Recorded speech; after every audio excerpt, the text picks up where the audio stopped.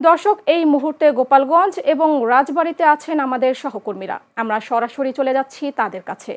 শুরুতেই যাচ্ছি গোপালগঞ্জে। সেখানে আছেন সহকর্মী শান্ত শেখ। তিনি জানাচ্ছেন সেখানের ফিলিং স্টেশনগুলোর সবশেষ অবস্থা।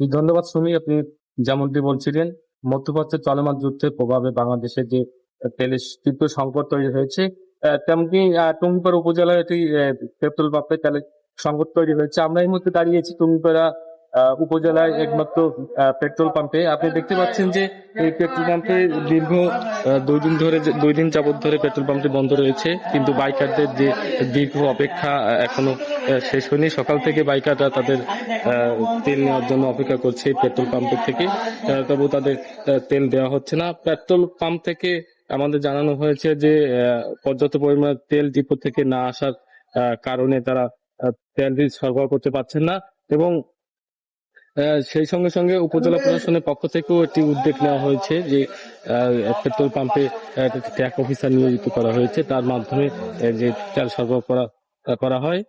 এবং এখন পর্যন্ত যে পেট্রোল পাম্পে একটি গাড়ি অবস্থান করছে, তেলের গাড়ি, আমরা জানতে পেরেছি গতকাল রাতে একটি এই গাড়িটিতে তেল আনা হয়েছে। তবু এখনো কোনো তেল পাম্প কর্তৃপক্ষ বলছে যে তেল আসছে কিনা, এমন কোনো আমরা তাদের কাছ থেকে দিক নির্দেশনার কথা এখনো শুনতে পাইনি।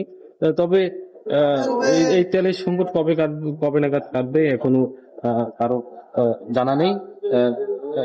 শুনি, এই ছিল আমার টুঙ্গিপাড়াতে সর্বশেষ।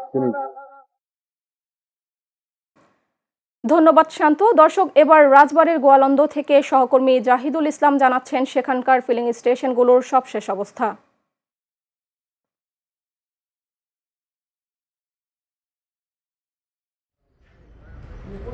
সুমি, আপনাকে ধন্যবাদ।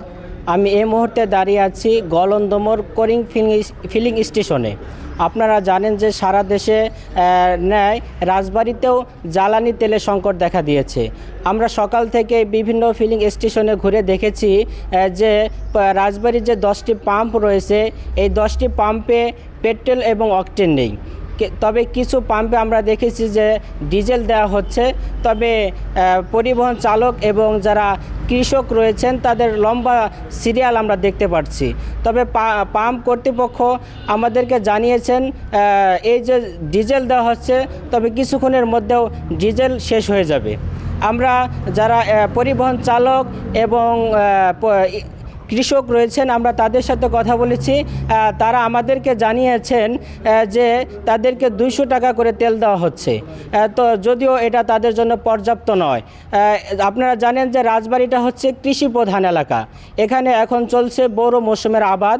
যদি তারা পর্যাপ্ত পরিমাণ ডিজেল না পায়, তাহলে তাদের যে শেষ কার্যক্রমে ব্যাঘাত ঘটবে এবং তাদের ফসলে ব্যাপক পরিমাণ ক্ষতি হবে।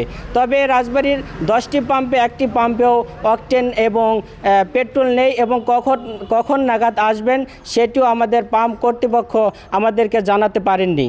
এই ছিল আমার কাছ থেকে সর্বশেষ সুমি। দর্শক, গোপালগঞ্জ ও রাজবাড়ী থেকে আমাদের সহকর্মীরা সেখানকার ফিলিং স্টেশনগুলোর সবশেষ অবস্থা জানাচ্ছিলেন।